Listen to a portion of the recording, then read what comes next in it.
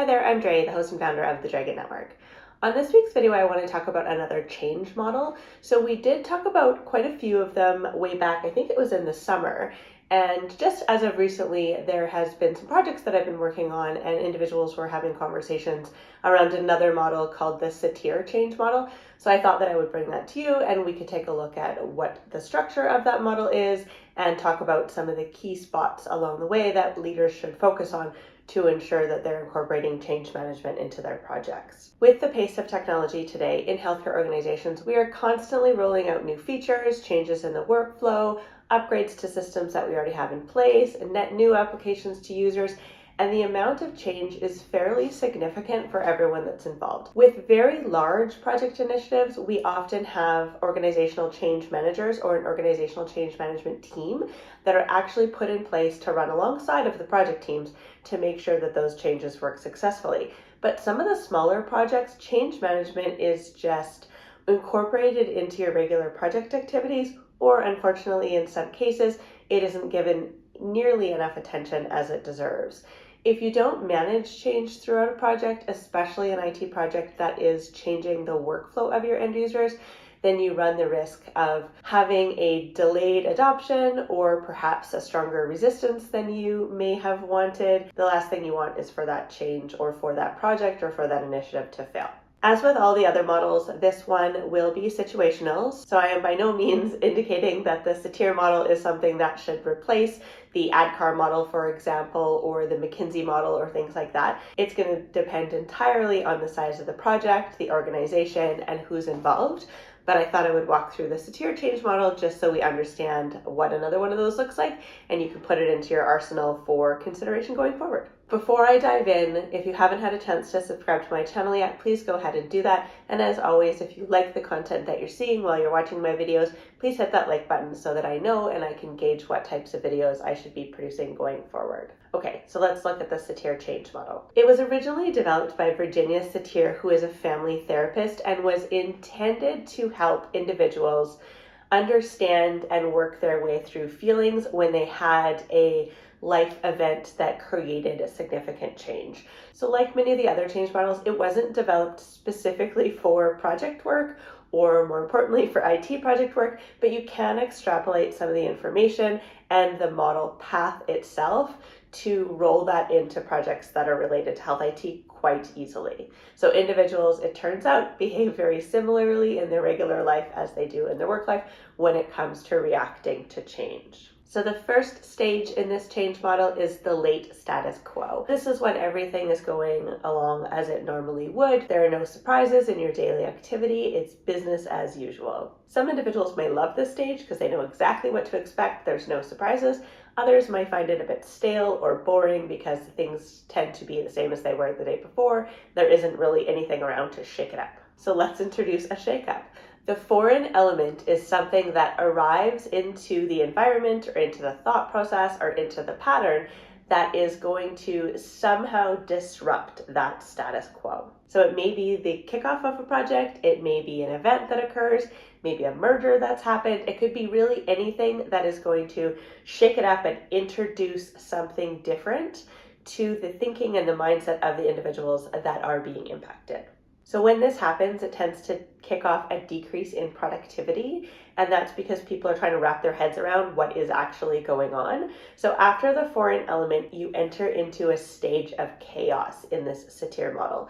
So from a leadership perspective, it is very important to understand that after that foreign element has been introduced, the productivity of your team or of groups of individuals is going to decrease and can decrease significantly. And that's just because there's a lot more conversations going on. There might be some resistance to dealing with the foreign element. There may be additional workload that was put on people, but your productivity rate is going to decrease in this phase according to this model, and it is something to be aware of, and that's something you want to manage your way through. So you are going to find in a chaotic stage that while you do have some resistance and some individuals who are going to dismiss the entire change idea as not being applicable to them.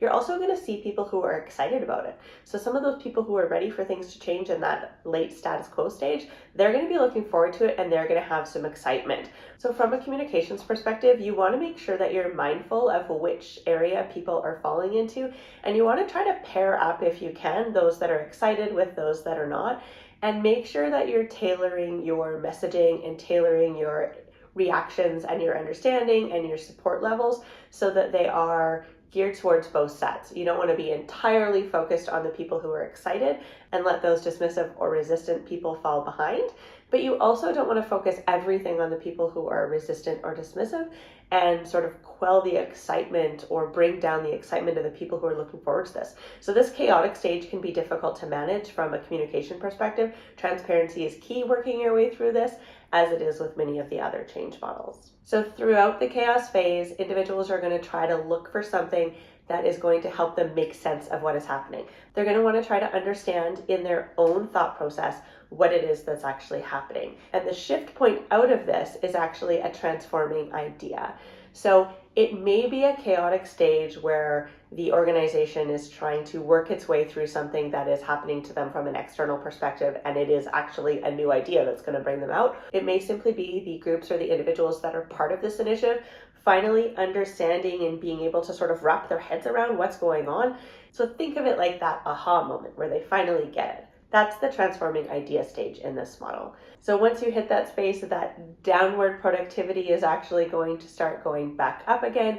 You're going to have more people that are engaged and understand and are focused on what's happening because it is something that finally makes sense to them.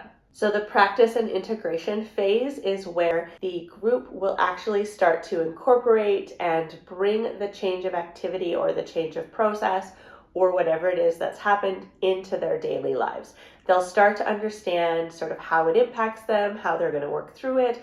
There will be periods of trial and error where they'll start to see, is this the best way for me to incorporate it or is that? And you'll start to have a lot more collaborative effort, but you will start to see productivity increase, and it will steadily increase over time as more and more individuals figure out how to incorporate this change into their daily lives. With successful changes, you often come out of this with higher productivity than you started with your old status quo. And of course, once you finally have everything incorporated and once that change has become part of everyday life, you will enter into the final stage in the Satir model, which is the new status quo. So it's a fairly general and simplistic change model. It is something that would probably be most helpful applied to a smaller project or a smaller initiative, or perhaps some elements of workflow change that are being released as part of monthly releases, things like that, as opposed to something that is going to require a large group of individuals very closely managing communications and intake and fears through something larger like a net new application implementation or a huge upgrade to a core platform. So if this change model is something that speaks to you, then I encourage you on some of the projects that you're working on to pay a little bit closer attention and see if you can see where these individual stages are falling so that when it comes time for you to embark on change activities of your own, you have an easier time actually incorporating them through your project management or project coordination activities.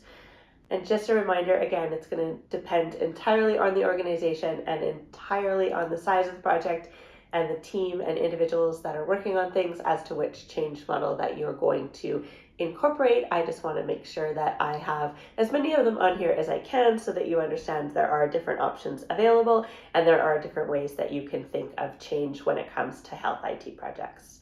So that's all I have for today's video. I hope this was helpful, and I will see you again next week.